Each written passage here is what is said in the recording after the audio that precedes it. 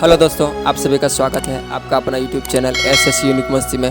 दोस्तों, अगर यदि आप भी तैयारी कर रहे हैं SSC, banking, railway, constables, Bihar police, Bihar दरोगा, रेलवे, एएलपी और technician all other competitive exam का, तो आप हमारे साथ इस चैनल के माध्यम से जुड़ सकते हैं। और आप अगर यदि आप अपना जीके जीएस को बेहतर बनाना चाहते हैं तो आप हमारे इस चैनल को ज्वाइन करें और चैनल को सब्सक्राइब करें और बेल आइकन को जरूर दबा लें। दोस्तों, इस सेशन का आपका पहला सवाल होगा, निम्नलिखित में से किसके द्वारा एक भारत श्रेष्ठ भारत के तहत लोगों के बीच संपर्क को मजबूत बनाने के लिए युवा संगम पोर्टल जारी किया गया?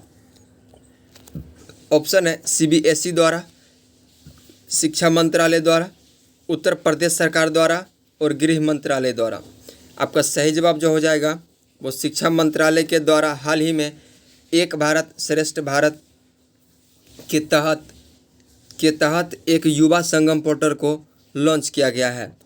अगला सवाल आपका होगा, सरकारी एवं सरकारी सहायता प्राप्त स्कूलों में सामाजिक और भावनात्मक शिक्षा को प्रोत्साहित करने के लिए किस राज्य की सरकार ने सहर्ष पहल की शुरुआत की है?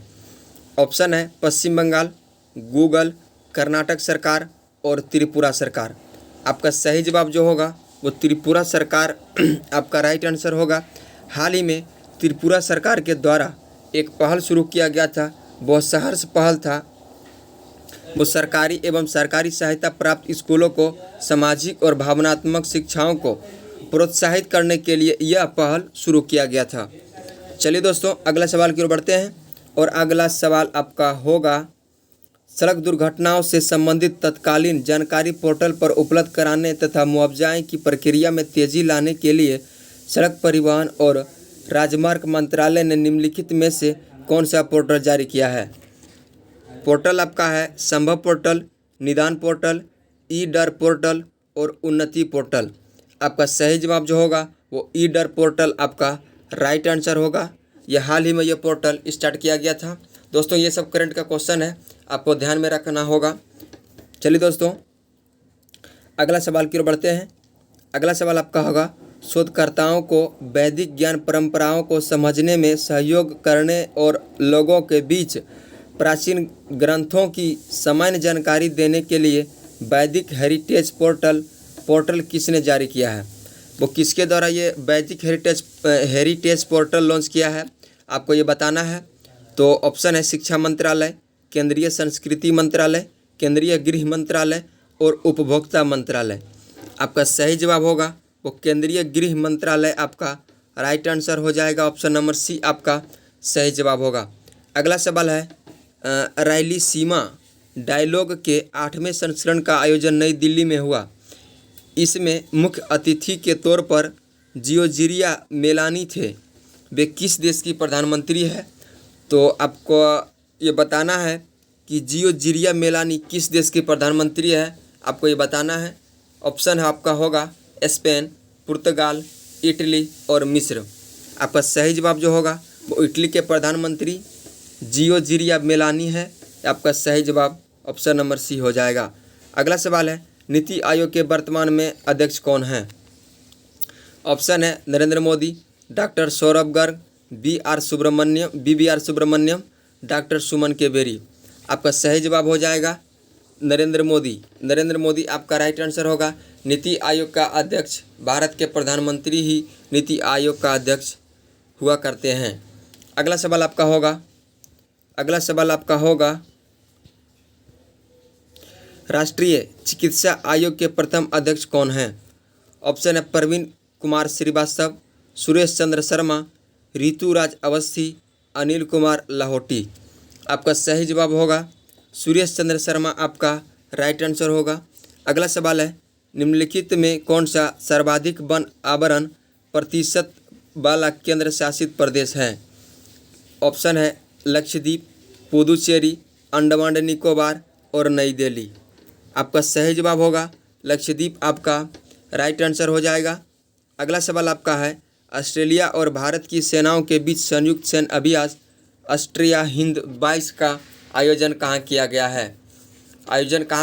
है? ये आपको बताना है।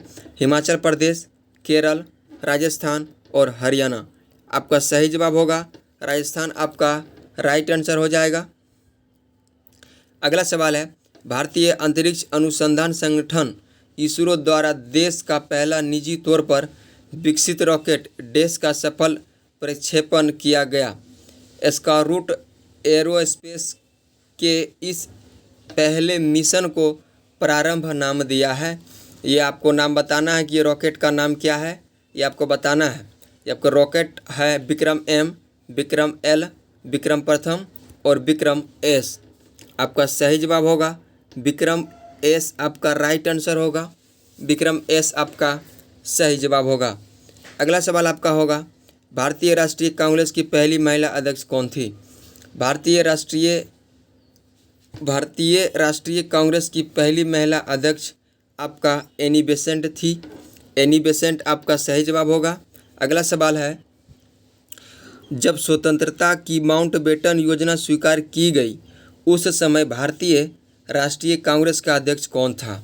उस समय आपका भारतीय राष्ट्रीय कांग्रेस का अध्यक्ष आचार्य जे.बी. कृपलानी थी। जे.बी. कृपलानी आपका उस समय का राष्ट्रीय अध्यक्ष थे। अगला सवाल आपका होगा, भारतीय राष्ट्रीय कांग्रेस का प्रथम मुसलमान अध्यक्ष कौन थे? आपका सही जवाब जो होगा वो आपका सही जवाब होगा बदरुद्दीन तैयब जी, आपका राइट आंसर हो जाएगा। अगला सवाल आपका होगा, वर्ष 1885 ईस्वी में हुई भारतीय राष्ट्रीय कांग्रेस का प्रथम मीटिंग की अध्यक्षता किसके द्वारा की गई थी?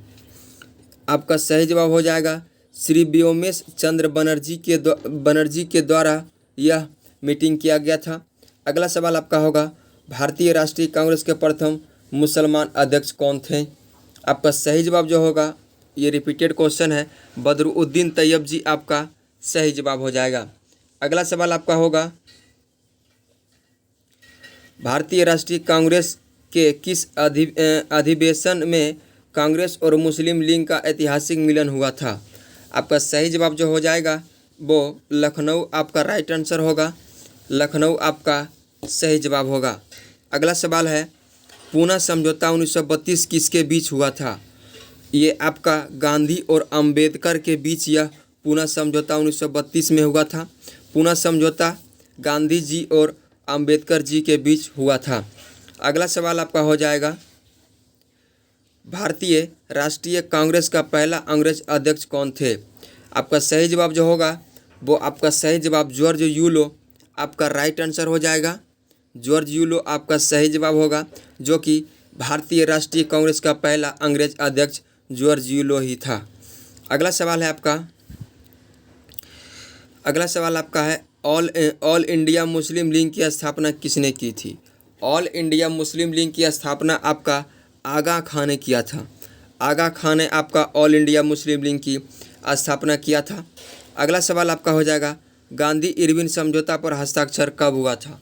गांधी इरविन समझौता पर हस्ताक्षर आपका 5 मार्च 1931 ईस्वी को हुआ था। 5 मार्च 1931 ईस्वी को गांधी इरविन समझौता हुआ था। अगला सवाल आपका हो जाएगा, गांधी जी किनकी रचनाओं से प्रभावित थे? गांधी जी आपका लियो टॉलस्टॉय के रचना से प्रभावित थे, जो कि सही जवाब ऑप्शन नंबर डी में आपका राइट आंसर हो जाएगा। अगला सवाल आपका होगा, महात्मा गांधी ने सन 1930 में सिविल अवज्ञा आंदोलन कहाँ से प्रारंभ किया था? तो ये आपका सही जवाब जो होगा वो दांडी, आपका राइट आंसर हो जाएगा।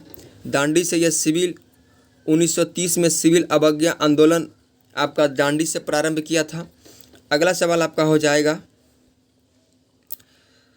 कैबिनेट मिशन भारत कब आया था? कैबिनेट मिशन भारत आपका 1946 में आया था। आपका सही जवाब जो होगा 1946 आपका राइट आंसर हो जाएगा। अगला सवाल आपका होगा, भारत छोड़ो आंदोलन के दौरान समांतर सरकार का गठन कहाँ हुआ था? ये समांतर सरकार का गठन आपका बलिया उत्तर प्रदेश में हुआ था। ये आपका बलिया उत्तर प्रदेश में हुआ। चलिए दोस्तों, अगला सवाल की ओर बढ़ते हैं हम। अगला सवाल आपका हो जाएगा,